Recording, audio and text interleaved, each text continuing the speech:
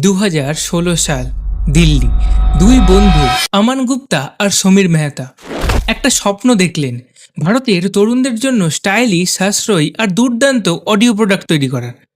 তখন ভারতের অডিও মার্কেটে ছিল বড় বড় বিদেশি ব্র্যান্ড, কিন্তু এই দুই উদ্যোক্তা ভাবলেন কেন ভারতীয় ব্র্যান্ড হবে না। তাই তারা শুরু করলেন বোট। প্রথমে তারা লঞ্চ করলেন ইনডেস্ট্রাকটেবল চার্জিং কেবিল। এটা এতটাই হিট হলো যে ভারতের তরুণরা বোটের ফ্যান হয়ে গেল। এরপর এলো হেডফোন, ইয়ারবাড, স্পিকার আর স্মার্ট ওয়াচ। বোটের বেস, হেভি সাউন্ড আর ট্রেন্ডি ডিজাইন তরুণদের মন জয় করলো। আমান গুপ্তা শার্ক ট্যাঙ্কে এসে হয়ে গেলেন স্টার। হার্দিক পান্ডিয়া, শ্রেয়াস আইয়ারের মতো সেলিব্রিটিদের সাথে ব্র্যান্ডিং বোটকে নিয়ে গেল নতুন উচ্চতায়। 2023 সালে বোট 90% প্রোডাক্ট ভারতে তৈরি করেছে। মেক ইন ইন্ডিয়ার স্বপ্নকে বাস্তবে রূপ দিচ্ছে। আজ বোট শুধু একটা ব্র্যান্ড নয়, এটা ভারতের তরুণদের লাইফস্টাইল।